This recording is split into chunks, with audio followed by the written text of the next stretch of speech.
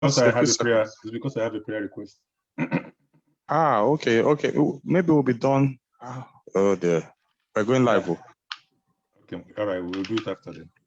Okay. Good evening, ladies and gentlemen. We want to welcome you to Reform Naija Television, where this evening we're discussing with Korede Olawoyin on Islam. And guess what? Korede Olawoyin is not yet with us because he's just concluding a debate on Islam on another channel. And so while we wait for him, we have with us today, perhaps I should call them the proprietors of Reform Naija Television. I introduce to you Dr. Moturaya Adetola from Canada. And then we have Brother Peter. Peter, you should have done ordination by now so that we can upgrade you to pastor. So Brother Peter Uka from Lagos State, okay? And I am the GSUFU from Ibadan. We are presently without power. The only source of power that I have is my laptop. That's why you're seeing me so faintly. Very soon, you probably won't even see me anymore. You just hear me. Okay. So, gentlemen, thank you for joining us.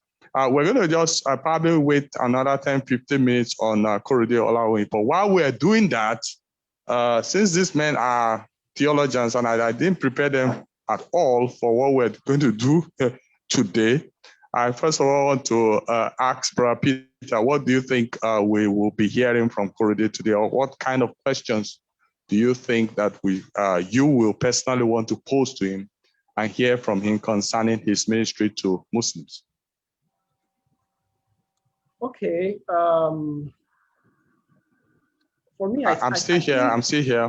My video is just gonna. Yes. Go ahead. Yeah. Okay. For me, I think that. Sorry, can you still hear me? Yes, I can hear you, Brother Peter. Go ahead. Okay. Thanks. I think that.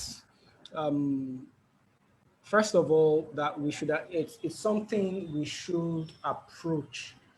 We should take seriously. What do I mean by that? So first of all, the Christian faith is deeply, by default, by design, evangelistic. We're not closed, we're open, and we're meant to reach out to others. But I find that most times, Christians, we first of all don't even understand so much about the other faith. Okay, for example, Islam. In this context, and then we wouldn't even know where to start to engage somebody of the other faith, So it's important, what people like Korede do, where they take their time to understand the other faiths. So when they engage them, with the gospel, they're coming from an informed position. They can't be dismissed easily, So I think for me, I've come here to learn a lot from him. And I've sort of followed his work, at least just in the past 1 year or so, really, and from a distance. And I already know that he's invested quite a lot in himself into this, and I think there's a lot to learn. So basically, for me, we need to know how to engage, how to reach out to specific people groups like our friends, the Muslims.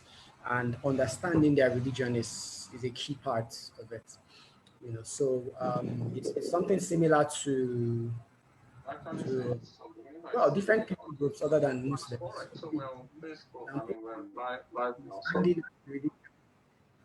And then knowing how to present the gospel, how to apply the gospel, to them is very important. So I'm here tonight, and I look forward to having Korede on. All right. Okay. Thank you, Brother Peter. Yes. Thank you so much for inviting me.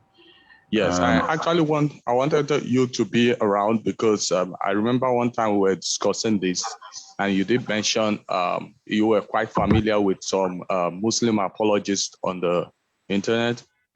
It was from you. I think I even heard of Christian Prince for the first time after I had encountered David Wood and all of that. Yeah. Well, let's put it this way. I have I think I have a vested interest in. I mean, look, we are Nigerian. At least if you're from the Southwest, I hate to call it Southwest, from Western Nigeria. Yes. That's what I grew up with. And half of my extended family are Muslims, right? And the remaining half are Christian. So there is no escaping one another. We love our Muslim brethren, but that wasn't quite exactly the same when I went to the North back in 1991 to do my national service. I remember pretty clearly the Christian Association of Nigeria around September, October 1991 had invited Reinhard Bonnke for a crusade in Kano, and they had permission to use a stadium on the eve of the day that the crusade was to start, because some people complained the state government withdrew the permission for that crusade to hold.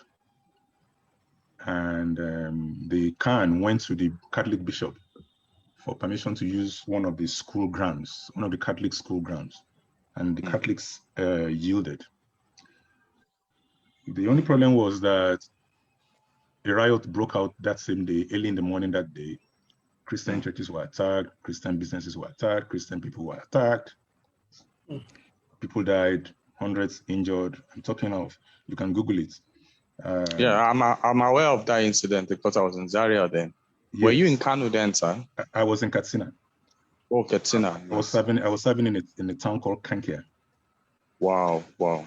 So I remember that very vividly. And of course, since then, there's no use trying to rehash history. We know that there's been many similar uprisings in the North. The Miss World pageant was going to hold in 2002 because Agbani Darigo had won the pageant in 2001. And so someone in Abuja wanted to make quick bucks, and they decided to host.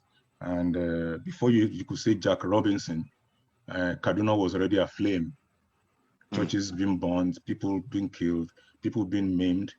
And you have to ask yourself, what's this thing that causes people to want to kill, maim, damage others for their faith? But the good news is this, that I found out. Most of these people who go into all these violent means are very small. I mean, the amount of damage they do is not by any means small. Yes. And I find out that most Muslims in Nigeria actually do not know their faith, very much like most Christians in Nigeria. So that gives us an understanding.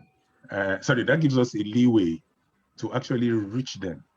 So instead of all these fake people who are doing all this money doubling that seems to be very rich and prosperous and are driving all these executive cars and executive planes, if some money can be put towards evangelistic campaigns to those who are actually trying to reach out. So look, we have about 100 million Muslims in Nigeria. It's a duty also to reach out to them. And that's the call. That's the message that Christ has given to us in Matthew 28. And we should do it with all the means and the grace that God has given unto us. So we need to equip ourselves with knowledge. We need to arm ourselves with the means, material means, and also educate our brethren to know that this is the heart's cry of God for the now. Thank you. That's right. Yeah. Thank you very much, sir. I appreciate that, and that's very true. Thank you very much for that perspective, sir. Yeah. Brother Peter, are you hearing me? Yes, I can hear you, sir. Oh, okay. I'm still speaking to our guest. Unfortunately, I can't follow up what's happening on Facebook, but I guess we're still there. And if we have any comment, please. How can I do that? Yeah, I think you just go to Facebook. Probably if you go to my wall, the video is playing on my wall right now, so you should be able to see what's going on there. Where I can see it. Let me see. I have shared Oh, unfortunately, I didn't do something I was supposed to do. Oh, there. Okay, just give It's me being 1 minute. Let me go recorded. to my wall. Let me go to my Okay. wall. Yeah. Okay, cool. So I was supposed to make this live on my wall. I was supposed to make it public, but I usually forget to do it. So I think I can do it from here. So it's actually not public. Just need to edit this post. Yeah. Okay, so it's done.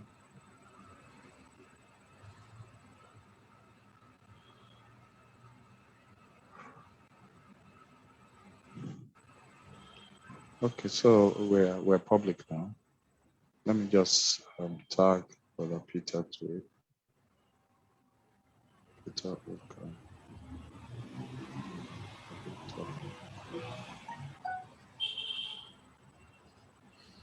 All right. So talking about Islam, listening to Brahmotsarai now, I remember also that I think sometime around 2005, I believe it was 2005, 2006, I had become, I say, disenchanted with religion, and the reason, I'm going to mention names. The reason was I had moved from being a worker in, this church that says it's their mission to have a church on every street. Um, I'd moved to the one in Ota. I'd moved to the one where the lead pastor, mimics Benny Hinn, dresses like him, and all of that, holds healing crusades. Wow, you've moved around a lot too. I'd moved around. I'd moved around a lot in such a short number of years, and then I found out, some underlying things, that were wrong. So the thing is, I've become a Christian independent of all those churches, all those movements, and so that independence had me questioning everything, any and everything, and comparing what I heard and what I saw in church to what I had read in the Bible. So as at 2005, 2006, thereabout, I become completely disenchanted with religion. In fact, I was this close to giving up the Christian faith. In fact, I wanted to give up on religion completely, and thought, what? Let me try. Having tried all the supposed big churches I knew of, let me try Islam. And then I look into Islam and I start reading up about Islam, and the one person who has reminded me of the kind of things I read, is Christian Prince. So, and the kind of things I read about Muhammad, the founder of the religion, is exactly why, I told myself, no, I'd rather go and be an atheist than join this religion, than become a Muslim, because the central figure of that religion, was so, to me, was put me off so much. It left such a bad taste in my mouth, and I wondered how anyone could ever follow this kind of person. It's a dead giveaway, So it was at that time that I also decided after then, to do the same thing with the Christian religion. So I then started to study about Jesus Christ, the person himself, like, okay, let's assume that the Muslims, they're not getting it right. Let's look at Muhammad. Through him, you get the pristine form of the Muslim religion in its theory and practice, right? In the same way as Christians cannot sometimes represent Jesus Christ fully. In fact, we do not. So if you want to get really what the faith is about, you have to go all the way back to Jesus himself and the apostles, which we often do. So, and looking at Jesus, till today, my spirit quakes whenever Jesus and people like Muhammad are compared with each other. They are worlds apart. They're universes apart. Did you discover anything in particular? Yes, for example, without going far, right? Jesus was clearly a holy man. right? He was other. He was different from us. He was holy. He was up there. But Muhammad was just like us, was just like me in my sins. In fact, worse than me in my sins. Okay, you know, and I think I had also read in from one of the hadith, I think it was, not the Quran, that, you know, that sometimes when the spirits came to give him the message or something like that, he would fall on the floor, get into a fit, you know, be convulsing, be foaming in the mouth, you know. And I thought to myself, see, if somebody did that in Jesus's time, they would go and call Jesus to cast the demon out. Cast out the demon out, yeah. Oh, yes. Oh, yes. You know, so why would anybody believe that this guy was a prophet? This guy needed help, you know. So, yeah, so the comparison was just too, it was just too sharp. I mean, it was, you know, there was no qualms about this, you know. So the experience made me a better Christian, and from then on up till now, my faith as a Christian is based solely on the person and work of Jesus Christ. It's not on any church, not on any denomination or any of those things, or what people say, you know. So, yes. And I think that this same thing is somewhat missing in Muslim circles, where people are Muslims basically on what I call it third-hand information, what they've heard, Yes. what they've heard from their alfas and imams, their preachers, their leaders, right? I think that Muslims who want to be true to themselves should study the Prophet himself. You know, you need to see, yes, you need to study the Prophet, even with you don't need to be a theologian, just with common sense.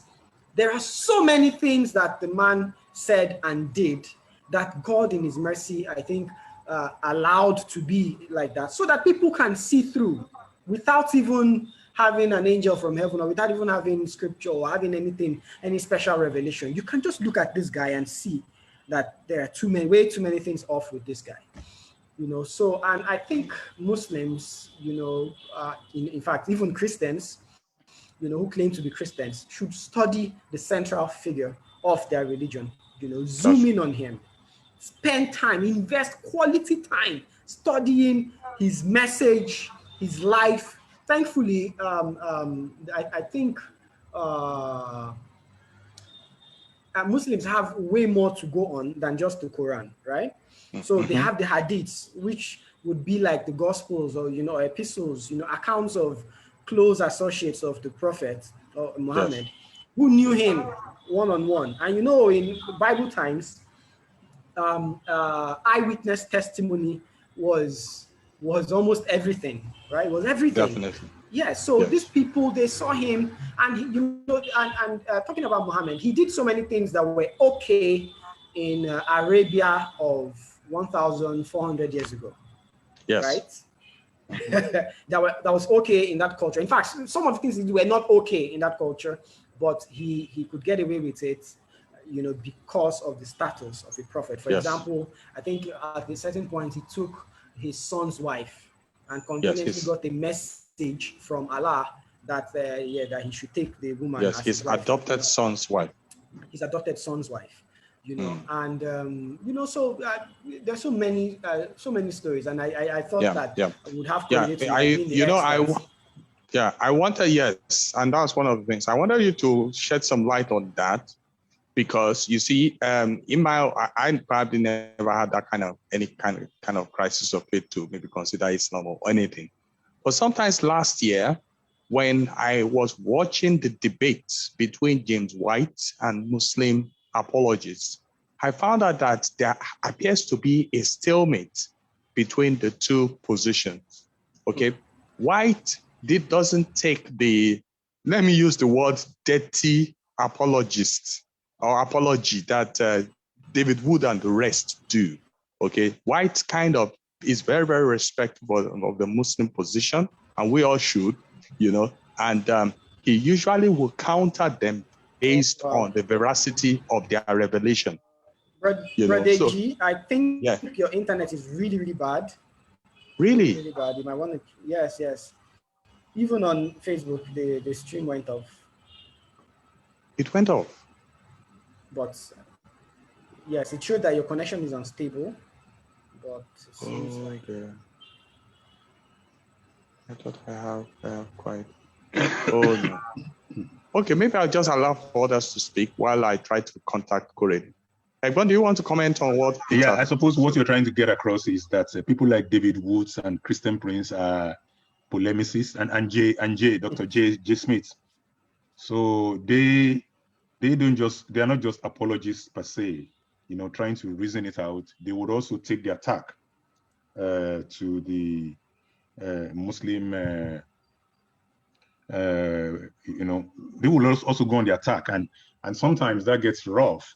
To be honest with you, I think if you've listened to some of these people, look, I don't listen to sitcoms. I listen to, I have two famous Nigerian Ustases. Yesterday, I spent 4 hours listening to Jamiu. I don't know if you know him. Ustaz Jamiu from Nigeria. He speaks mostly in Yoruba. And all this guy, he would do shows like 2 hours, 3 hours, and all he does all day long is trying to insult the intelligence of Christians, insulting Jesus. The Bible is fake, and then he just mangles Christian history. The guy doesn't appear like he knows his own Islamic history. So I think sometimes early last year, to be precise, in January of last year, I don't know what kind of beer or fermented alcohol he took. He decided to go and challenge Christian Prince. I'm telling you, it was, you know what, you should go to YouTube. It was bad. Really? It was bad. I really felt Christian Prince, I have to find the video. Oh my God. Maybe after the show, I'll find it. No, he didn't just do it once. He did the first time. He was having challenges with the internet, and that was bad enough. Then he did it again. His hide was handed to him back raw by Christian Prince. Christian Prince did not even pity him at all. Okay. Which is good. Which was good. So I think since then he has not bothered to try again, and Christian Prince just showed him out that the guy doesn't even know, that he couldn't even read Arabic. He claims to be an Ustaz, but that's not where I'm going today. So bottom line is, and then there's another one, Adepoju. That's the other one. He's a little bit more refined. He's better refined than Jamiu. In fact, he wants to start a university in Iwo. He just got land in Iwo. He wants to start a Muslim university there. The name of his own Muslim ministry is Akadip. But to answer your point, I think we need that. I'm not saying that we should be exchanging words, and be insulting. No, but there is still a way we can present the polemics of our faith and defend it vigorously, and not necessarily default to name calling, because that becomes unbecoming at a point in time. That's right. To be honest, sometimes if you really hear what some of these Muslim apologists are saying, it's horrible. Now, I think the finest Muslim debater, and I've listened to him so many times, is this gentleman who is in Mississauga. Who is what? I've listened to many of them. His name eludes me now. Shabir. He has Shabir, thank you, Shabir. Yeah, he's the champion. Shabir is a fine debater. Yes. He's a fine debater. He knows his stuff. If you're going to go up against him, you better be very, very, very careful. That guy will trip you up. Better be ready. Okay, Brother Peter, can you hear me now? Yes. Okay, what I did was I removed my earpiece. I think the earpiece I was using wasn't very good. So I'm thinking directly to the audio is so much better now. Okay. All right. So I've got in touch with Korede Olawoyin. He will be joining us in a few minutes. He had just completed his debates, and he'll be joining us very soon. So the minute I see it, because I'm listening host of this right now, so the minute I see it, I will admit him in. But the point I was driving at with Brother Peter's earlier discussion was that I came to see that it appears that James White has a way of presenting his debates. He didn't follow up on the polemics too much, okay? And he had a way of just challenging the veracity of the Quran as a literature and comparing it, using the same standards to check the veracity of the Quran and that of the Bible, and coming to the conclusion that the Bible as a mode of transmission, the Bible's, there's this word for it, I can't remember now. The Bible is more trusted than the Quran, And but the Muslims could easily diffuse that because they too will come up with arguments to say that their own Quran is more trusted. In fact, they have even an earlier tradition because the Bible is about 600 years older than the Quran. So that debate was back and forth. It was while I was listening to that I encountered David Wood. And David Wood is another human being entirely. David Wood's his relationship with Nabil Qureshi, who later on went on, who died of cancer later, helped him to realize that there was something that convinces Muslims more than this, comparing literature thing. You understand? Yes. And Brother Peter, you have just pointed, you laid your hand on that. And that was the fact that, look, it was impossible to compare the life of Muhammad with the life of our Lord Jesus Christ. It was impossible. In fact, if you take the Jesus of the Quran and compare it with the Muhammad of the Quran, you are more likely to follow the Jesus of the Quran, In fact, maybe I even add this. I remember I was doing some reading of, it was even Abodunde's book, Ayodeji Abodunde's book, when he was talking about the Isawas of Zaria. The Isawas are the people from where Yakubu Gowon came from, Ishaya Audu, and some other prominent Northerners, but they are Christians. The Isawas, they are the original ancestors, or the man who started Isawa was a man who was a Muslim scholar who was studying his Quran and saw Jesus. And he became fascinated by the person of Jesus in the Quran. And he kept on studying it. And, about that time, and I'm talking about 19th century, about that time, he went to Mecca. And while he was at Mecca, he encountered, he got a New Testament in Arabic. Okay, on which he now began to study Jesus. And at some point, while he was an Islamic scholar, he was centering his teaching around the teachings of Jesus. So his detractors began to call his movement the Isawas. Can you imagine Christianity, Isawas? About the same thing, because Jesus is Isa. So the Isawa, the people who follow Jesus. Yeah, and that went on. The people in Kanu were very uncomfortable with him, and they actually killed this man, And the man talked about the fact that before he died, he talked about the fact that there was going to come Christian missionaries who are going to tell his people more about the Christian religion, and they did come, and that was how this Islam. So. The Quran itself, just looking at the person of Jesus in the Quran, Korede is here.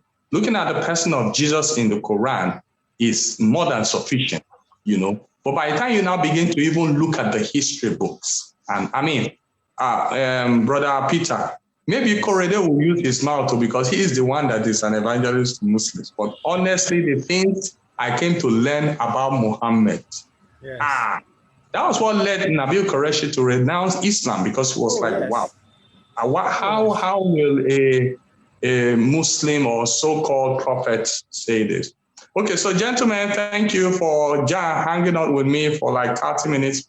Korede, Olawoyin, thank you for joining the Reformed Naija Television. You are very much welcome. If you will be pleased to unmute your video. I think it's still all right. So you're welcome. Thank you very much. It's an honor to be here. I want to first off apologize that it took me a while to be here. What happened was that I was actually trying to, in fact, not actually, I was indeed coordinating and moderating a debate. All right. So that was the reason why I could not come on time. I'm sorry about that. So now that I'm here, I think we can get started. Thank you. All right. Okay. So thank you, Brother Korede. Korede Olawoyin is, in fact, I'm going to allow him to introduce himself very properly, but he's actually a Muslim apologist, one of the very few that we have in Nigeria. And I believe he's been at it for a while now. You're going to tell us more about that. We really want to thank you. And by the way, I should even say that when Reform Nigeria Television was going to start, it was Korede Olawoyin we looked up to and said, give us some tips on how we can set up our studio. You know, I was telling him this morning that we haven't got to the point of all these mighty mics that he's using and this earphone, but one day we'll grow up. One day we'll grow up. Thank you so very much. Can you tell us how you started this thing called Muslim Apologists? How did you get into the whole business? The interview has started. All right. Okay. Again, I want to thank you, Reform Nigeria, for having me here. Thank you very much, bro. DG Yusufu. Thank you, bro. Peter Uka. And also, bro. Muturaya. Thank you very much for having me here. Okay, how I got started, it's actually an interesting story. When I got born again, I got involved in the school fellowship in the secondary school. And one of the things we're taught in the school fellowship is to actually try to reach out to other people about Jesus Christ. So what I usually do then during the break time is to go out there and then talk to people about Jesus Christ, because I want them to know about the salvation story and how they can get saved as well. So one fateful afternoon, I went out during the break time for evangelism, and I got in contact with this Muslim young man. We got talking, and some of the things he was saying was strange to me. Now, first off, I have the belief, which is actually a general belief in Nigeria, that the Christians and the Muslims are worshiping the same God. That is my belief, or that was my belief then. I believe that we're worshiping the same God, just that we're worshiping it in a different way. Ways, yeah. Mm-hmm. So that is what we grow up to believe. Okay, so I don't see much of a difference. But because I'm a Christian and I've been commanded to go and preach, so I'm going out there to try and just talk to people about Jesus and see who will actually come to the Lord. So when I got involved with this Muslim fellow student of mine, and he was telling me some strange things about Islam, their belief, in Jesus and all of those things, I was actually, I was stunned. It was surprising for me to learn about those things. So I said, wow, this is actually interesting. Now, truth of the matter is that I could not actually respond to some of the objections he was bringing up. He was telling me that Jesus was not crucified. Jesus Christ was just an ordinary prophet. All the normal things that the Muslim will tell you to try to refute your belief in Christianity or even about Jesus Christ. So that actually set me thinking, and I began to get involved with them. They asked me questions. I tried to provide an answer and all of that. But interestingly, I have a friend who happens to be, he's a Christian actually, but the father was formerly a Muslim who converted into Christianity. So his name is Ahmed Emmanuel. You can see that combination, Ahmed Emmanuel. Such an interesting combination. So, so he told me about Islam. He told me that he has a copy of the Quran at home. I said, wow, that'd be interesting. That I really want to see what the Quran says, because I've never read the Quran before. I don't know the content. I don't know what the Quran is saying. I just believe as a young Christian that the Christians and the Muslims were serving the same God. So I told him on a Friday, because we usually have fellowship on Friday, I told him that, see, I want, if I can get a Quran on Friday, then on Monday, I'll give it back to you. And indeed, it got me, one of the Fridays, it got me the Quran. So the Quran stayed with me on Friday, Saturday, Sunday, and then I returned it on Monday. But you see, what actually I read from the Quran from Friday to Sunday changed my mind completely. Because I saw a lot of things in the Quran that was mind-blowing to me. I'm like, is this what the Muslims believe? Is this what constitutes the beliefs of the Muslims? So it changed my mind radically towards Islam, towards what the Muslims believe, towards understanding the Muslim as a person. So that was what began my journey into inquiring into Islam. And when I get to start that, it also helps, asking a lot of questions, because I really want to know more. When the Quran was taken away from me, I was still having that thirst to want to see more things from the Quran. So fortunately for me, my pastor then, Reverend Azan, was also formerly a Christian. formerly a Muslim who converted also into Christ.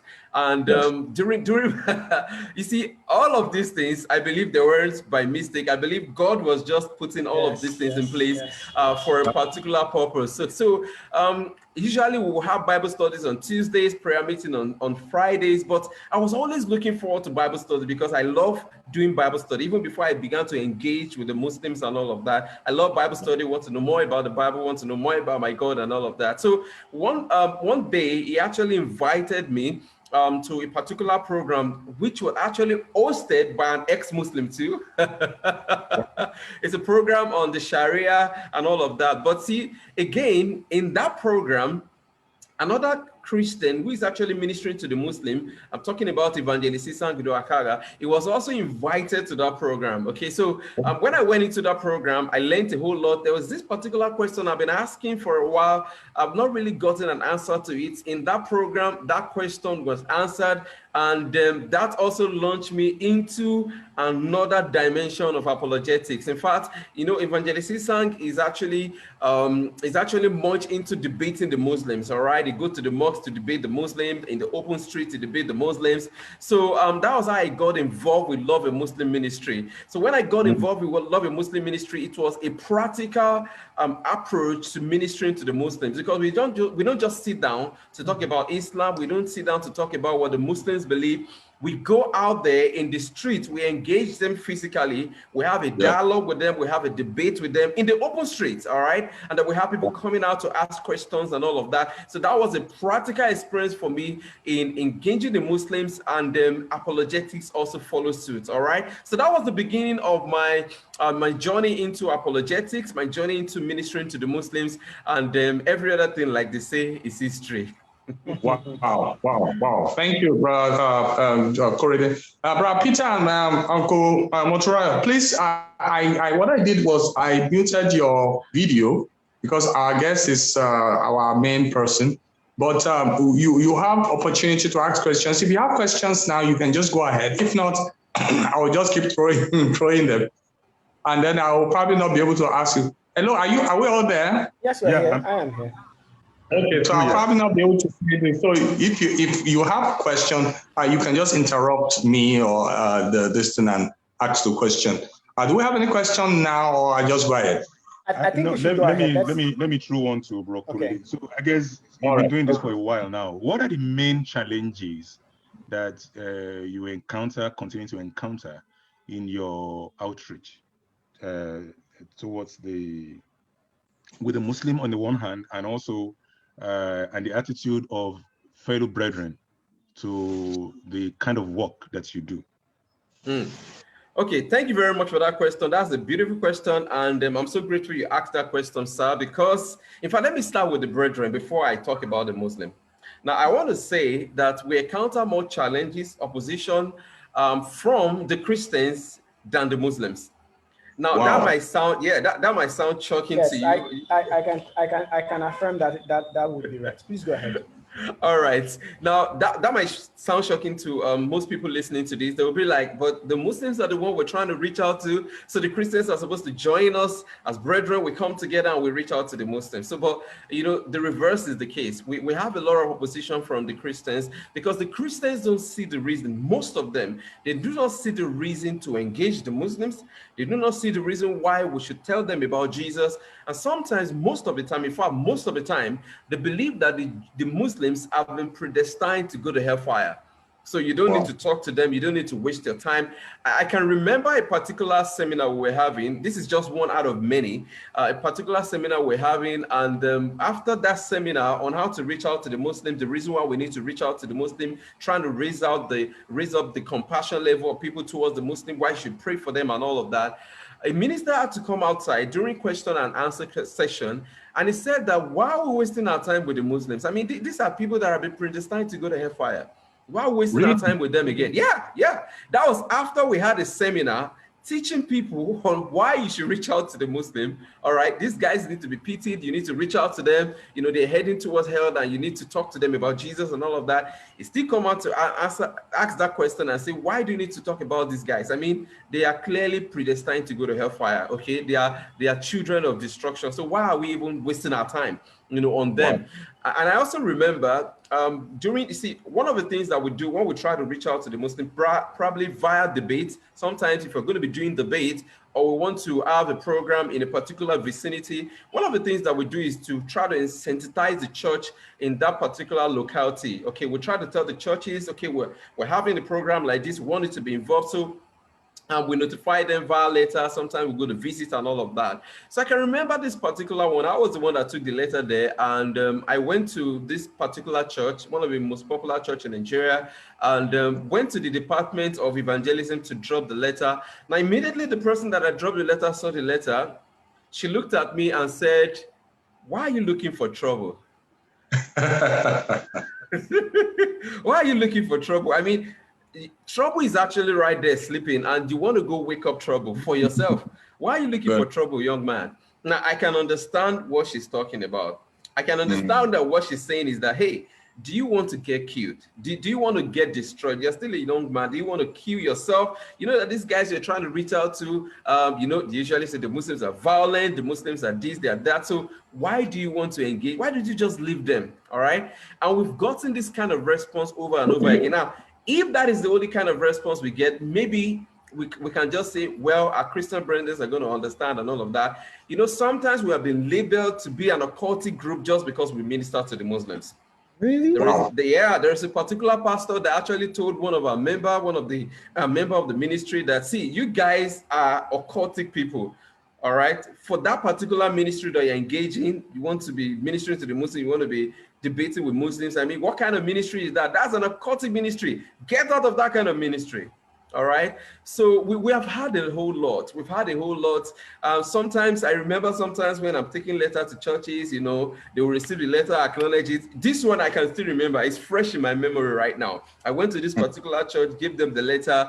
The person acknowledged this. And before I stepped out of the church, the person came back to me and gave the letter back to me.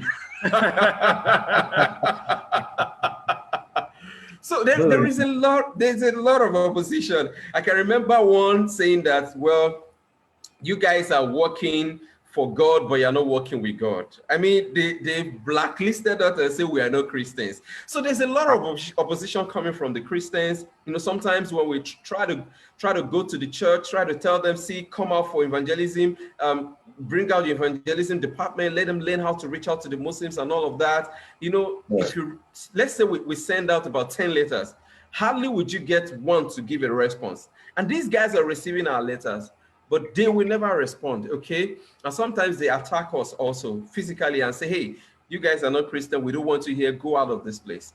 So the challenge is more from the Christians than the Muslim. Now, what challenge are we having from the Muslim? Now, what the challenge we're having from the Muslim is normal, because what we're bringing to them is what they have not been used to, all right? The Muslims have been told over and over again from their dawah preacher, Islam is the way, the Quran is the word of God, the Bible has been corrupted, Jesus was never crucified, Jesus is not God, Muhammad is the best example for mankind. So when they began to hear us bringing evidences against what they have been told, there's going to be a resistance. That is normal. All right, they're trying to form a kind of defense. Hey, we've never had this before. Why are you trying to say this? Okay, so that is the issue that we have with them. But as time goes on, when they hear this over and over again, by the time this thing is coming to them consistently, now they now begin to take a look at it and begin to, reason with us. And we begin to see the effects of that in Nigeria now. I mean, not even in Nigeria alone, all over the world. Now we have Muslims all over the world begin to take a look at some of the objections that the Christians are bringing concerning the Muslim faith, all right? So for instance, we just concluded the debate. I just moderated the debate, and the topic of discussion was Muhammad the Prophet. And one of the things that was brought up, in that particular topic in that debate, was the issue of Muhammad marrying Aisha at the age of 6 and having sex with her at the age of 9. Yeah, Muhammad actually did that. Married Aisha at the age of 6 and then have sex with her at the age of 9. Now, to them, to the Muslims, to the Muslim world, it was not problematic. I mean, to the Muslims, I'm talking about the early Muslim, it was not problematic for them, because in most of those cases, or if we're talking about some particular time, before now, Islam was leading, all right? Islam is it's like almost the world power. So they can say so many things and get away with it. There's nothing embarrassing about it. But we're talking about 20th century, 21st century, and people are beginning to take a look at things differently. So when you talk about the issue of Muhammad marrying Aisha at the age of 6 and then having sex with her at the age of 9, a Muslim listening to that will be surprised. So the first thing it's going to tell you is that, well, you are not saying something that is actually from my source. This is actually what is fabricated from the anti-Muslim source. So I'm not going to accept that. Now, for the Muslims that know that this is from their own source, they are now saying, okay, well, we know that this is from our own source, but we cannot reliably say that this is true. Because there have been some transmission of the hadith, and some of the hadith were not transmitted faithfully. So probably the age of Aisha was mistaken. Probably they wanted to write 18 and they write 8. Probably they wanted to write 19 and they wrote 9. And so we cannot accept this again. Now, one of the popular Muslim apologists that do not agree that Aisha was actually 6 when Muhammad married her and was 9 when Muhammad consummated the marriage is Dr. Shabi Ali. Dr. Shabi Ali do not believe that Muhammad married Aisha at the age of 6 and have sex with her at the age of 9, because of course it goes against, you know, the enlightened mind that a prophet of God could do something like that. Now, it's even disgusting trying to phantom that kind of a thing, having sex with a 9-year-old girl. I mean, I can't imagine it in my mind. Okay, exactly. So because of that, and he was already in his mid-50s at the time.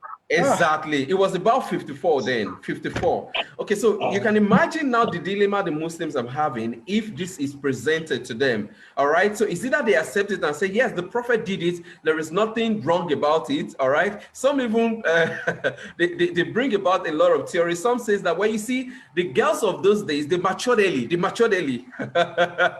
not like the girls of today. All right, but some Muslims actually see this as problematic and say, hey, we cannot accept this narration. This narration cannot be authentic. This narration cannot be true, and it's actually problematic. So this is just one out of so many things that pose challenges to the Muslims. So we understand it's a challenge where you try to put this to them initially, but as time goes on, they begin to reason out, and then some of them will say, hey, I cannot go with this again. I think I have to just leave this faith.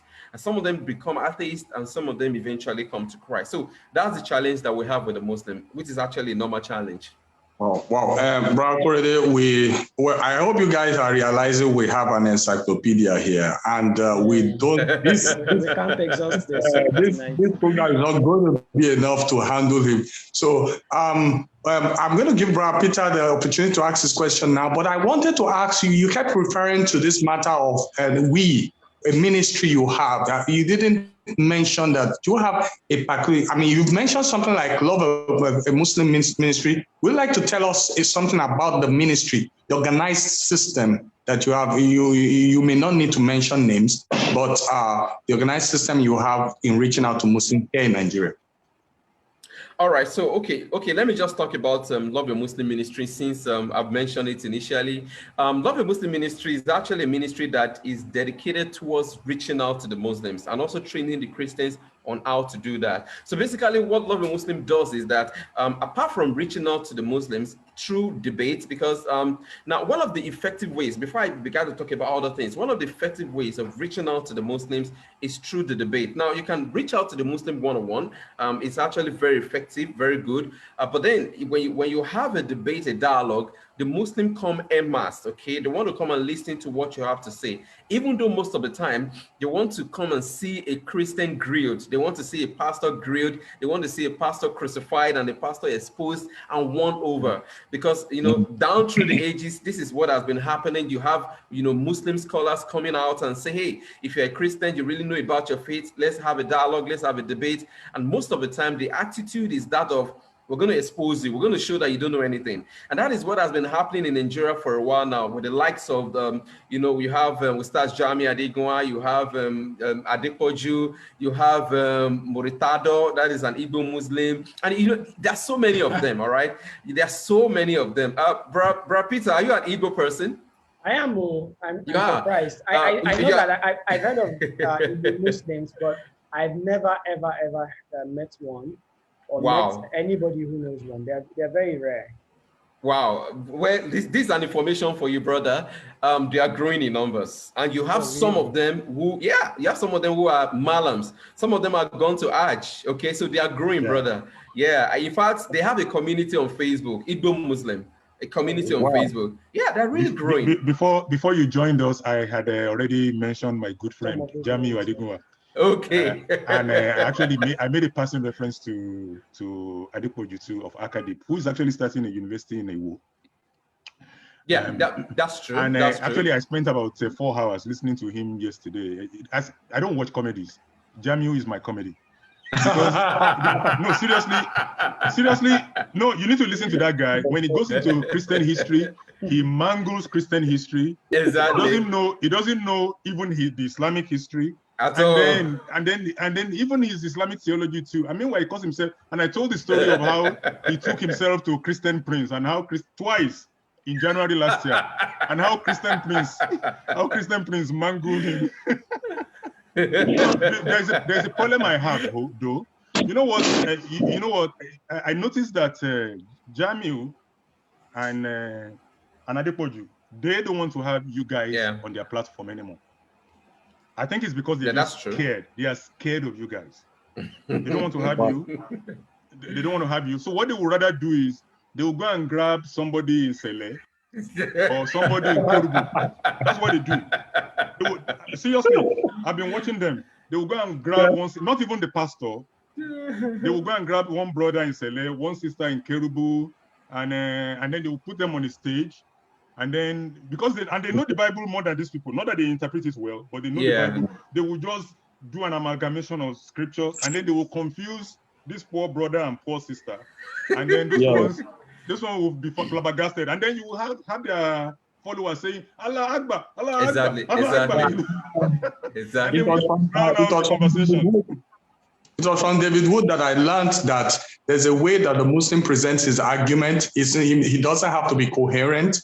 It doesn't have to really make any sense. If he's persuasive, if he's jamming, if he's making the other person look stupid, then he's already making the point. So, Korede, can you please just round up on that? Then we'll take the question from Peter. All right. Okay. So basically, that's what Love a Muslim does. We engage the Muslim. All right. So we engage the Muslim in dialogue. And again, the reason why that is effective is because you have the Muslim in the Juma. All right. You have them in their numbers. They come together. And you see, one thing about Islam is that Islam enjoys this particular Juma, the togetherness of the brotherhood.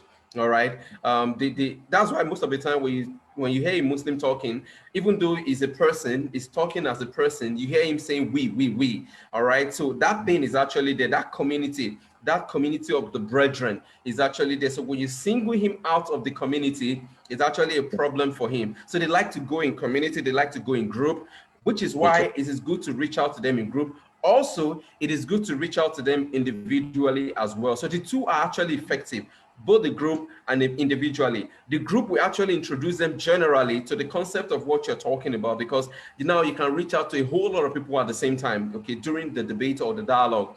Then if you're talking to them one-on-one, you singled him out of the community, because sometimes in the debate, when you're talking to them, somebody is actually getting the truth, but because of the Allah Akbar shouting of the other person, it feels that, okay, they are making point. Now, another thing also that I've noticed, in fact, that we have noticed in the ministry, is that you see those shouting of Allah Akbar is actually a facade, all right? It's a smoke screen.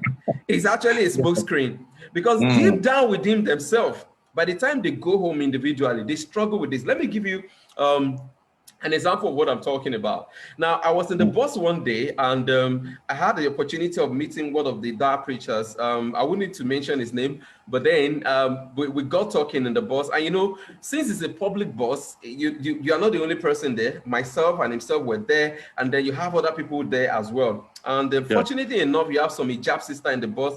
And in Nigeria, of course, if you're in the bus, you have a mixture of Christian and Muslim. It's not just peculiar to Nigeria. If you're in a public transport, there's a chances that you're going to have a Christian and a Muslim, probably an atheist. So I know that there are some Christians and a Muslim. So we got talking. And then he was asking me some particular question. I was answering. Then I said it was my time to ask a question. So I asked him the question. Now, when I asked him the question, he couldn't give a response to that question at that point in time. So he tried to just say something just to provide an answer. And of course, he's doing that because he's a leader, and it would be so unbecoming of him that he could not answer a question. Fortunately enough, his son was right there as well. Okay, when I was asking that question, so he wasn't able to answer that question at all. So I felt that I've done my job. I've asked him the question, and I know he was not the only person I was asking the question. While I was throwing out the question, other people were listening. In fact, the Hijab sisters were turning back to take a look at two of us, meaning that they are very, very much interested in the conversation.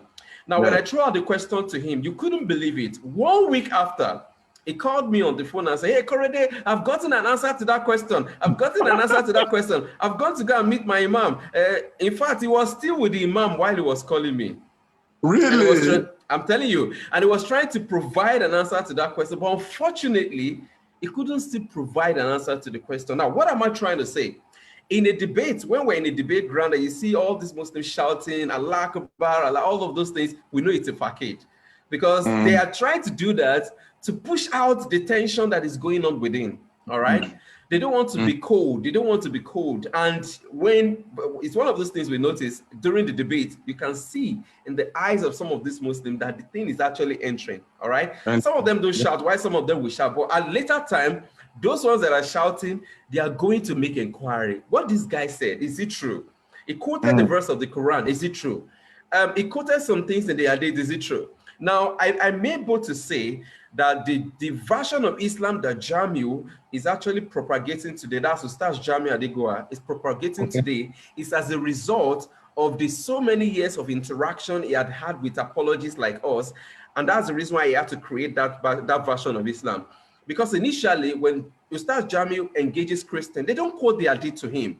Most of the time, the Christians that is engaging don't even know the Quran. They don't know anything about Islamic history. They don't know anything about the Hadith. So it doesn't get challenged with all of those things. But by the time we began to engage him, those things are coming to the fore. I can remember a particular time, if I say it, I know that nobody will want to believe it because I can't prove it, but I will say it anyways. Because we don't have the clip. Those days when we usually have these conversations and debate with Stars Jamiu Adegoa, it was the days of VHS, all right? So, but now we don't have most of those clips any longer, so I can't prove it, but let me just say it anyways. There was a conversation between Ustaz Jamiu and Evangelist Sisan. It was about the revelation of Muhammad, the prophethood of Muhammad. Ustaz Jamiu was actually asked that year, it was so many years ago, he was asked, before Muhammad became a prophet, what was his religion? That was the question he was asked. Do you know that this man said that before Muhammad actually became a prophet, he was a free thinker? That's actually what he said. Yes, that he was a free thinker.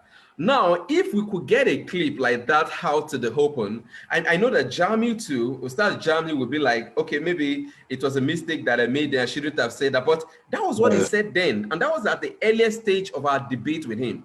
But see, when we begin to bring some of these challenges right from the Hadith, we begin to throw those things at him. At a point in time, he began to now say, we cannot trust the Hadith. The Hadith cannot be trusted. The Hadith is on the secondary level to the Quran, which is actually true. But without the Hadith, we can't have the Quran, because the Hadith is actually what gives us the history of the Quran. Without the Hadith, we will not know how Muhammad received the revelation that he received. So he now began to, when we now throw the Hadith to him, he will now begin to say, oh, we cannot throw this Hadith is not true, that Hadith is not true. And that is what accumulated into the version of Islam that he has today. And that's the reason why he can pick and choose what he wanted. When he discovers that he's going to be cornered with a particular resource, probably from the Hadith, he will say, hey, we don't believe in this particular Hadith because it contradicts the Quran. Because he has had so many conversations with us, and he knows that if he's going to maintain those Hadiths, it will contradict Islam. It will expose Islam the more. So that's the reason why you just have to give up on some of those Hadiths. So that's what I can say concerning that. All right. Okay. Thank you very much. Brother Peter, I saw that you just returned. Do you still have your question? Yes, I do. Yes. By the way, for those who are watching on Facebook, please, if you have a question for Korede or Olawoyin, please leave it in the comment section. I'll take it as soon as I have access to my Facebook. And Brother Peter, over to you. Yeah. Or I can read out the questions anyway. Okay. So I have two questions for Brother Korede. I don't know if we have time. So my first question, my first question would be that from your experience, what would you say to Christians? Or let me put it this way: what are the top 2 or 3 practical tips that you'd give to Christians in terms of to help them engage Muslims more, or to evangelize, to Muslims? Okay. All right. So for Christians who want to engage the Muslims, the first thing I'm going to say is that know your faith. All right. It's just like the book of John Little. You know what you believe, know what you believe and why you believe it. It's really very important. Before you even begin to reach out to any group at all, not even the Muslims right now. If you want to reach out to any group, you need to know your faith. You need to be grounded in your faith. That's really very important. Because at the end of the day, when you're engaging Muslims, they're going to be interrogating you about your faith. They're going to be asking you. And that is this is where 1 Peter chapter 3, verse 15 and 16 come in. Because they're going to be asking you for the hope of the reason that you have in Christ. And you need to be able to provide an answer. So I see a lot of young folks today are wanting to engage the Muslims, wanting to do an offensive apologetics. They're doing polemics, they're doing attack, but then they are not willing to answer questions when the Muslims are asking the question. I mean, that is not the way to go. We must, as Christians, we need to know our faith. Very important, know what we believe, why we believe them. Very important, before we now begin to engage the Muslims. Now, I'm not saying that you need to know everything before you begin to engage the Muslims, no. But at least the basic things, the fundamentals of the Christian faith, you need to know that before you begin to engage the Muslims, all right? That is really very important. That's number one. Number two, you need also to understand what Islam is all about. Again, I've seen a lot of folks wanting to reach out to the Muslims. They don't understand the mindset of the Muslims, the psyche of the Muslim, how a Muslim think. Truth of the matter is that if you don't know how a Muslim think, there's no way you can effectively reach out to him. I usually like giving this illustration. If you want to go to a prostitute, you want to go reach out to a prostitute, there's a certain way that you approach that prostitute, all right? So that he can understand what you're talking about. She can understand and appreciate you well. If you want to go to the Agberu in the bus stop and you want to tell them about Jesus, you don't wear a suit like Brown Muturayo. If you go there, they will see, you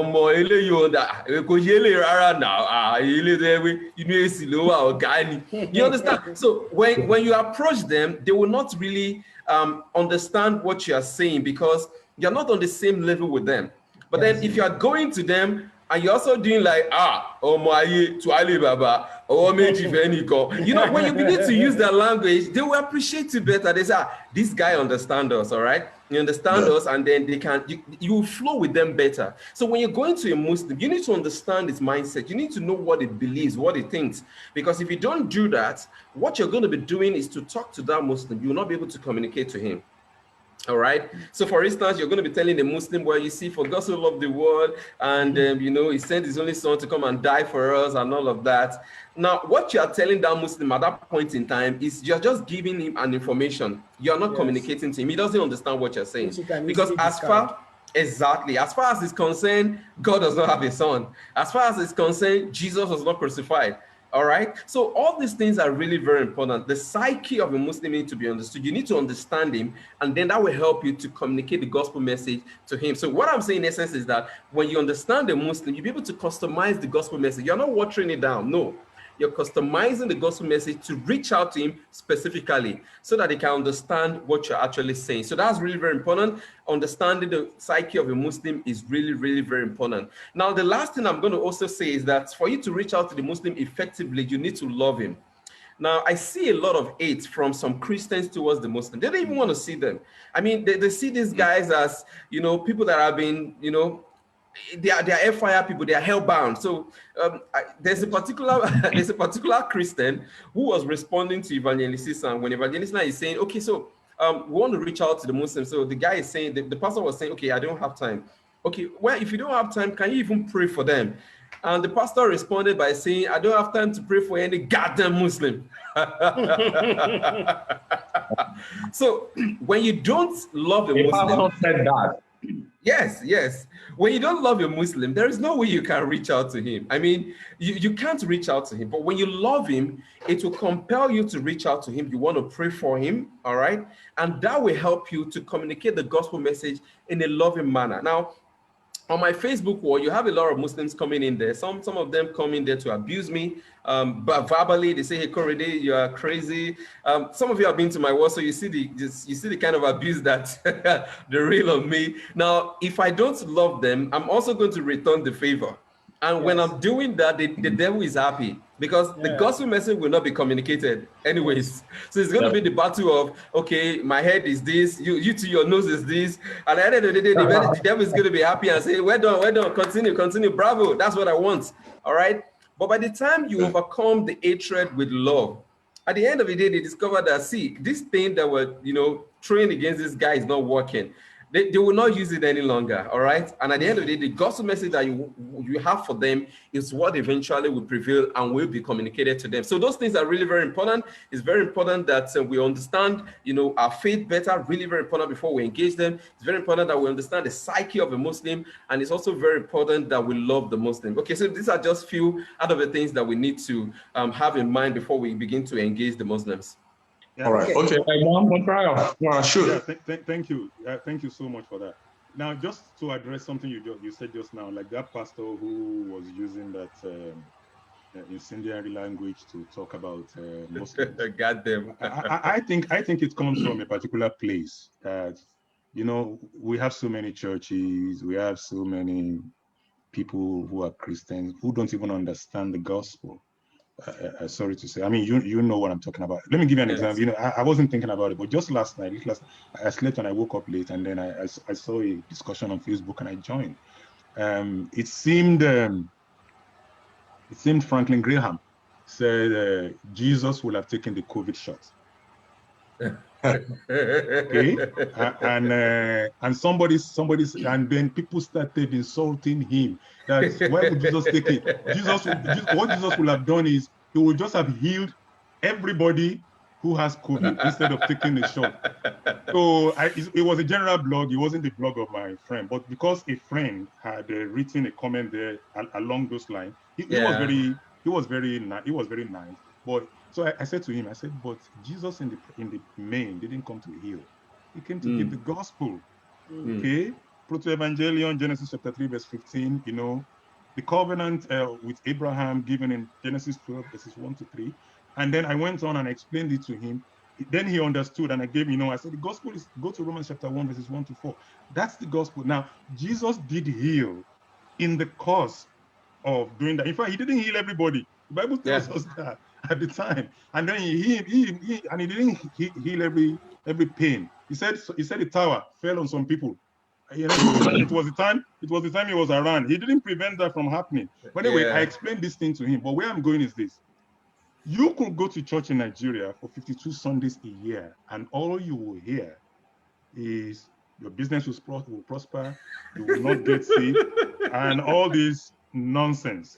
Never the gospel of Jesus Christ. So it's paganism. It's just paganism of another sort. One thing that characterized paganism was something about myself. How do I get better? What do I eat? This kind of thing. It's about your fleshly pleasures. And that is what all we're doing in Nigeria now is, for most churches, is we just put the icing of the name of Jesus on the main cake of paganism. That's what we're doing. And so people don't even understand the need to reach out either to the Muslim or to the pagan, because we are all doing the same thing anyway. Now, just to my main point. So I guess one of the things maybe it's an advice, maybe in trying to reach out, you guys may have to try and reach out to churches. Some of them are actually mainline, the traditional churches. I hate to call them Orthodox churches because they are not Orthodox churches. So some of the mainline churches, and you'll be surprised, some of them may actually be able to help. Some of them actually now have the gospel. There's a bishop theologian in Anglican Church, Nigeria, Bishop Asaju, who used to be the immediate vice chancellor. If you listen to some of those guys, the Archbishop of Jos, I recommend, go and listen to them on YouTube. You'll be shocked. These guys preach the gospel of Jesus, and they are Anglicans. Oh, wow. I have a feeling that if you speak to these people, you'll be shocked at the kind of help. And I'll put a link to some of this. I've spoken to the Archbishop of Jos, and this guy is a very popular. They invite him to the US to come and preach. He speaks at their conferences. The funny thing is, he's not popular in Nigeria. He's popular at evangelical conferences in the US. But where I'm going is this. It can't be popular in Nigeria, the kind of messages we listen to. Yeah, of the 99 names of Allah in the Quran, not one of them is associated with love. Not one. I mean, you know, I'm not going to teach. You're my teacher here. I'm not. Oh, by the way, Bro Korede has a Telegram page, so you guys might want to subscribe to it. You know, oh, really? Yes. So I'm a beneficiary of that. All right. So of the 99 names of Allah in the Quran, there is not one that reaches us to Allah. Whereas we know in the scripture, God condescended to our level by sending his son. It's all about love. You know, we know about the prophets. We know that God told to go and marry, you know, the prostitutes, and that we know that the prostitutes in that particular instance is the covenant people of Israel. And it's the same thing to us. God came down to our level, and we can reach. In fact, that's what. So if that pastor, for instance, knew that God is a God of love who came down to our level, he wouldn't say, "I can't pray for a G-Dam Muslim." Yeah. He won't say that. You know, when you see ministries like this, you say, "What can we do to help? What can we do to help?" You know, we need more and more of people like Bro Korede. We need to train more people. I mean, we have at least 100 million Muslims in Nigeria. Yeah, that's where I was going to go with my next question. Bro Korede, before the question itself, maybe I should try to put Dr. Moturayo's comment in the question manner. Okay. What do you do about this matter of the fact that our churches are not preaching the gospel? Because it's one thing for you to even know the gospel. It's one thing for you to be a Christian yourself. Is then another thing to reach out to Muslims. Do you feel that there's that need on ground? Because, you know, as Reformed people, it's a very great concern for us. What about you? What do you think? Well, it's actually a need everywhere, and most especially for an apologist, because the truth of the matter is that you can't be an apologist if you are not based on the gospel itself. I mean, the main gospel. You can't be doing apologetics if all you're talking about is prosperity. In fact, you're way off. So it's actually a concern to us, because most of the time when people come to church and they don't even know what the gospel is all about, they can't even think of saying, I want to go out there to reach out to somebody. What we call evangelism is not evangelism, really. Because at the end of the day, what we do is that you give out tract to people, you tell them, okay, go out there, give out tract to them, and then we call that evangelism. No, that's not. You don't engage people. You don't interact with them. You just give out tract. You know, sometimes when people come to me because of my beard, they think I'm a Muslim. So what they do is that they just hand over a tract to me and they walk away.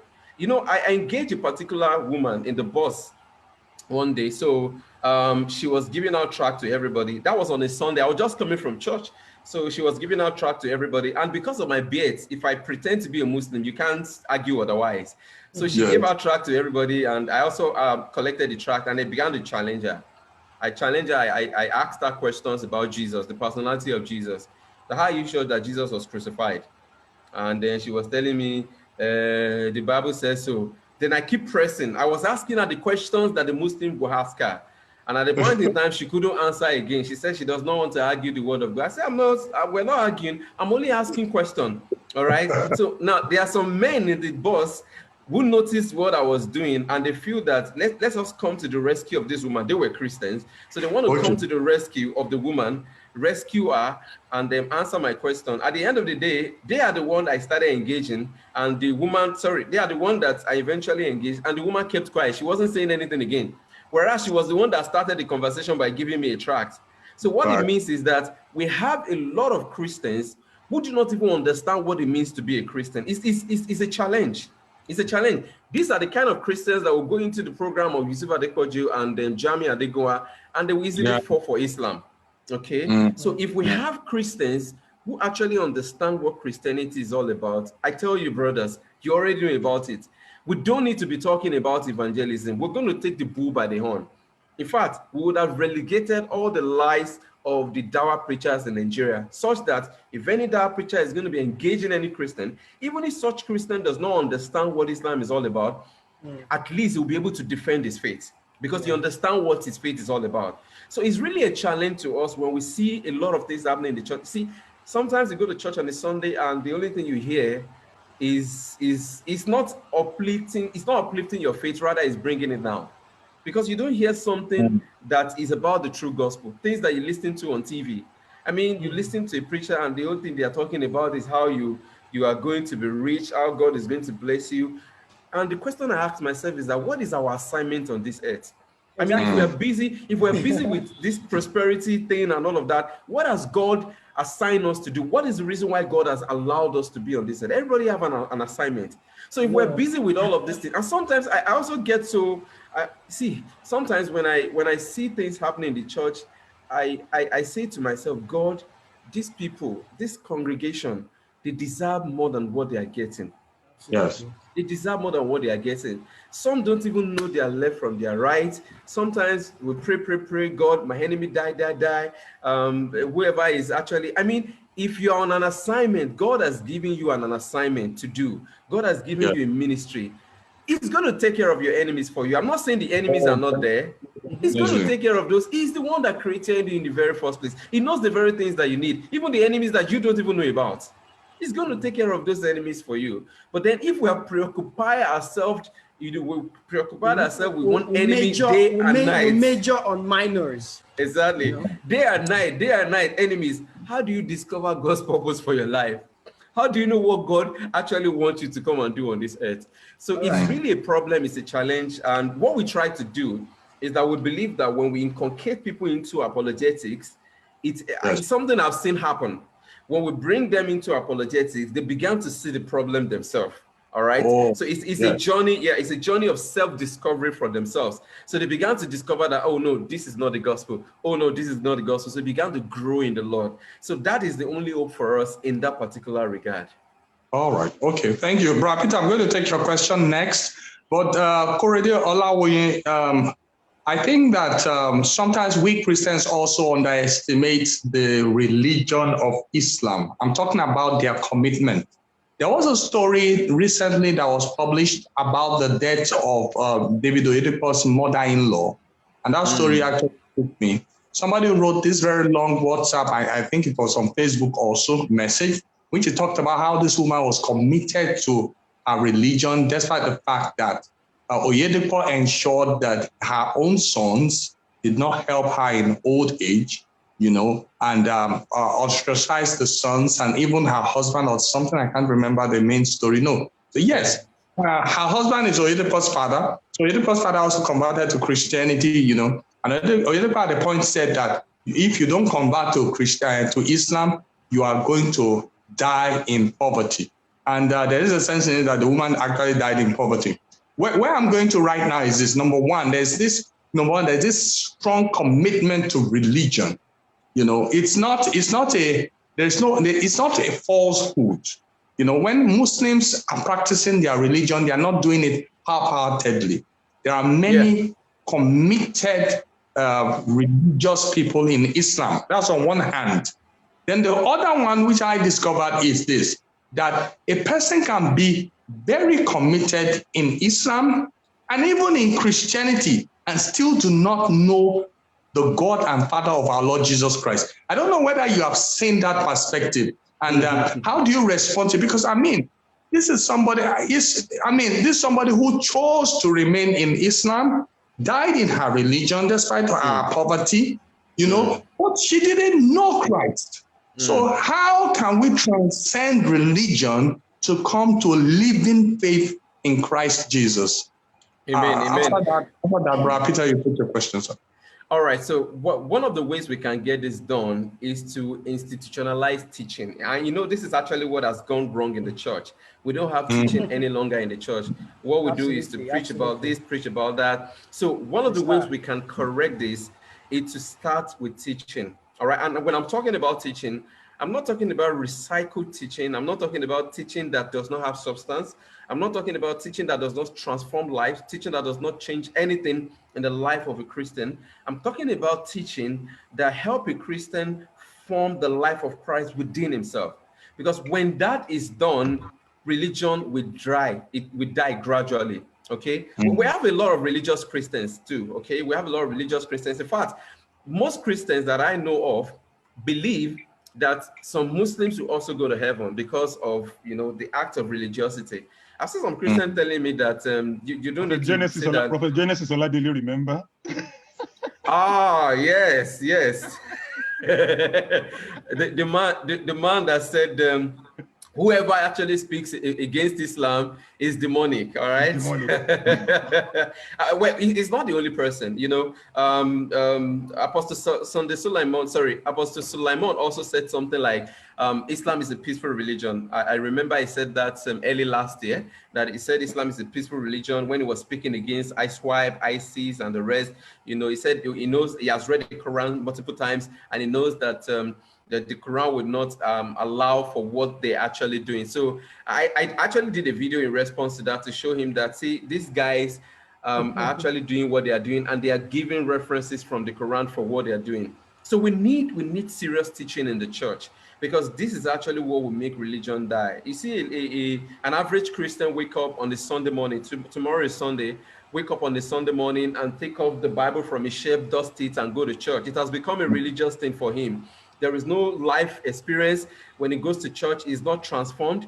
Everything has become a religion. He knows when they get to church, they're going to do prayer, opening prayer, and then after that, praise and worship. And then after that, they're going to do, you know, the preaching. He gives offering and he goes back. There's nothing transforming in his life. He's just going to church because it has become a ritual for him to do. If he doesn't go to church, they will come looking for him, and he doesn't want to look like the odd one out, okay? It is a religion, it's not a service to Christ. So that particular thing will actually die when serious teaching is taking place. And also for the dedication of the Muslims. Now, there's one thing that we can envy from the Muslims, and that is the dedication to Islam. A Muslim is somebody that is dedicated to Allah and to the Prophet. In fact, more to the Prophet than Allah. I know that may seems to be a kind of contradiction, but the truth of the matter is that now if you speak against Allah, a Muslim can overlook you, overlook what you're saying. Probably you're saying things out of ignorance. Allah might still bring you back to himself. But when you speak against the Prophet, you are in for it. A Muslim does not care if he has to kill you because you spoke against the Prophet. You must have seen some images online of Muslims saying that behead those who insult the Prophet, all right? Now, that is to an extent the love that they have for the Prophet. In fact, I've seen a Muslim in this Lagos saying that if you speak against Islam, it can slap you. And then if you do that consistently, he doesn't know what he can do to you again. That is to tell you, he can actually do the worst. All right. So the love the Muslims have for the Prophet is so enormous. So you don't joke with the Prophet when you're talking to a Muslim. Of course, you still need to tell him the truth. What I'm trying to say is that the love that they have for the Prophet is even much more that they have for Allah. All right. So the commitment is there. But how can you show a Muslim that the commitment that he has towards Allah or towards the Prophet is a misplaced commitment? Now you need to be able to show the references from the Quran. Now he's not going to like hearing that, okay? He's not going to like hearing that, because what you're trying to tell him is that, oh boy, you're wrong. Oh boy, what you're actually doing will lead you not to paradise, but it's going to lead you to hell. I mean, it's like telling him that all the things that you've known all your life is a lie. It's not an easy thing, all right? So it takes time. It takes time. You need to begin to show him one after the other. And that's the reason why, even if you have a friend in the Yoruba land, I'm not talking about the outside land, I'm not talking about the northern Nigeria. I know that one is death. You know, there's some certain things that you do, it is death. Right here in the Yoruba land, you have a Muslim friend, and you began to speak against the Prophet, you will see the way he's going to frown at you, despite the fact that we say that, well, we have Christians and Muslims in the same family, we seem to be tolerant, we seem to be friendly of one another in this particular religion. But if it's a fanatic Muslim that understands the Quran and the Hadith and is committed, when you talk about the Prophet, it will change. I remember I was speaking to, I don't know if I should call him a friend, but we've known for a while. And then we got talking a particular time, and he told me something. He said, Korede, if jihad starts today, I'm going to take you off. Wow. That's what he told me. Yeah, here in Lagos. He said, if jihad starts today, I'm going to take you off. Now, of course, he said that out of the abundance of the things that he has in his mind. So when I now called him to order that, oh boy, this is what you said, though. I was thinking it's in the north that they are so fanatic. I'm going to say, here in Lagos, you can also deal with us. And I said, well, that's not what it meant. But you see, it was from the abundance of what he has in his mind. That's what actually came out. Okay, so what I'm trying to say in essence is that enough of us saying, well, it's only in the north that people are fanatical, they can kill for Islam. No, they can in Lagos too. I mean, we used to have a lot of death threats, before, right from Facebook, Muslims to send us death threat. Korede, you are finished. Sometimes they call evangelist Sang, your days are numbered. I mean, they send this death threat to us, Of course, a lot of the time. Yeah, definitely. Whose days is not numbered? Even the person calling, his day is numbered. His days are numbered too. So you see, we receive a lot of this death threat, but then at the end of the day, when you look at the Muslim critically, you discover that this is somebody that loves God. Yeah. All right, he wants to worship God. Now imagine somebody 5 times a day at the appointed time, he goes out to pray. He loves God. That's why he's doing that. I mean, their passion is even way more than that of the Christian. A Christian, he can wake up in the morning, he will not pray. His day is okay. All right. Bible study, he doesn't care. He might not even go. Some Christians don't go to church. Okay, I'm just using the word Christian loosely now. For a whole year, they don't go to church. The only time they go to church is on New Year's Eve, because they don't want to start the new year on another place. They just want to go to church believing that at least maybe the church will give us a better oracle. All right. Yeah. But a Muslim is dedicated. He prays 5 times a day. He's conscious of Allah. He wants to go to Allah's paradise. You see him doing good deeds. All right. Because he wants to go to that paradise. He sees this head as just a face. He's not going to do all of the things he's doing on this earth to think that everything is going to end here. No, his goal is that paradise. His goal is that heaven. So whatever he's doing on this earth is to make sure that he goes to that paradise. He wants to meet with Allah. But talking about the Christian, majority of the Christians are thinking about how they can build kingdoms on this earth. All right? How they can be all and all alone. It's such that they can't even remember. They don't even know if there's a place called heaven again. And that's the reason why you see a lot of them not wanting to die. If anything, death is coming, oh my God, because they are thinking of those things that they are living on this earth. They can't afford to live those things.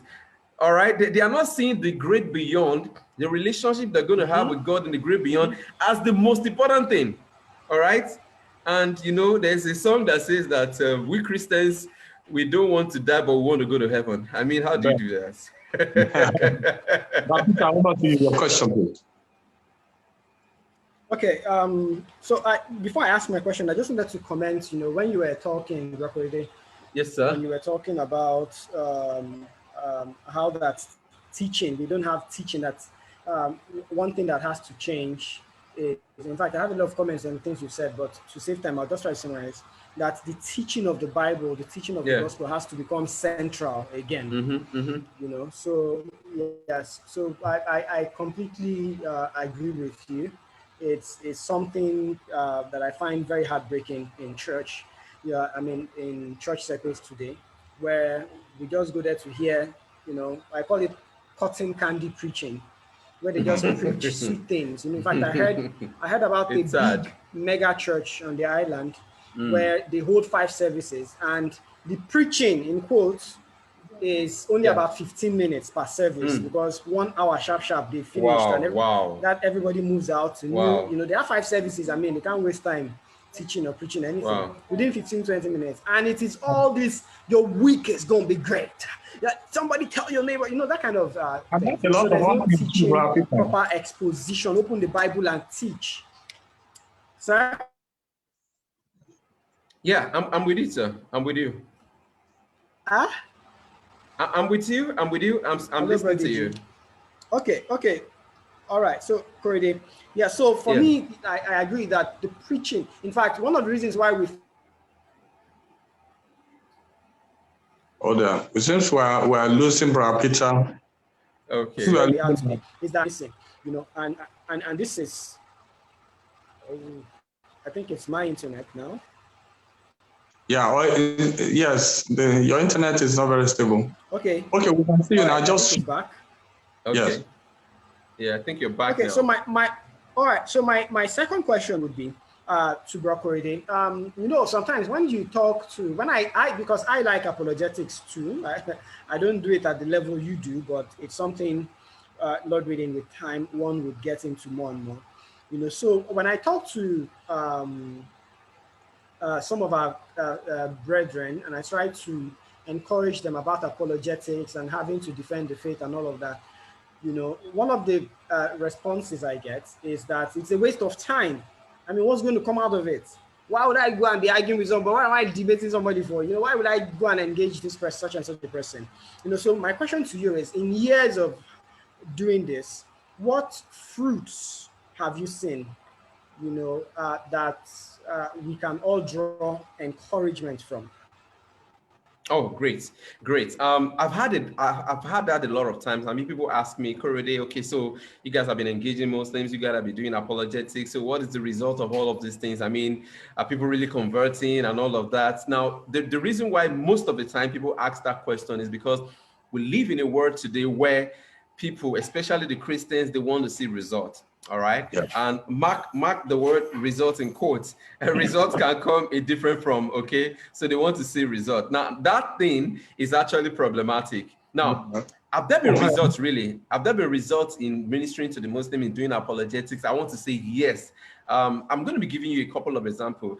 Now, let me share this. I've shared it some time ago, but then let me just share this again. There was a particular time that a young man messaged me. And when he messaged me, he was on the verge of losing his faith. Now, this guy had been engaged in, you know, ministering to the Muslim. In fact, he was a Muslim and he became a Christian while he was in the higher institution. And his father, still being a Christian, when he went back to the home, the father noticed that this guy had become a Christian. So instead of the father, you know, maltreating him and doing all of those things, the father decided that, okay, no problem. I'm going to deal with your Christianity in a very, sorry, oh, there you go.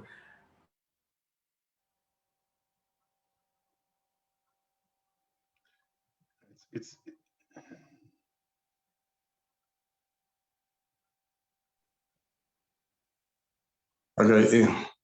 Korede, are you back, Sam? On the generator, so I was thinking light is, but I'm trying to switch over, but then, you know, Nigeria thing. All right, so he was actually going to be treated by the father, but not in a very harsh way, in an intellectual way. The father decided to get a couple of Yusuf Adepoju's DVD video, the things he has been talking about, Christianity and all of that, and then they played it for this young man. Two of them were watching it. Now, after watching a couple of these DVDs, the young man became so confused. It was like Christianity was a fabrication, because when he was seeing Adepoju quoting all those verses and all of this, it was like, it can't be true. I mean, Christianity was being swept off our feet right before him. And it's like, no, it seems Christianity is a lie and all of that. So this guy was perplexed, he was discouraged. And again, this is somebody who have been engaged in campus evangelism. He has seen miracles happen. And I specifically mentioned this part because he also mentioned it. I mentioned it because sometimes when we try to tell people on how to engage the Muslims and all of that, I say, you're wasting your time, just do power encounter. When they see miracles, they believe.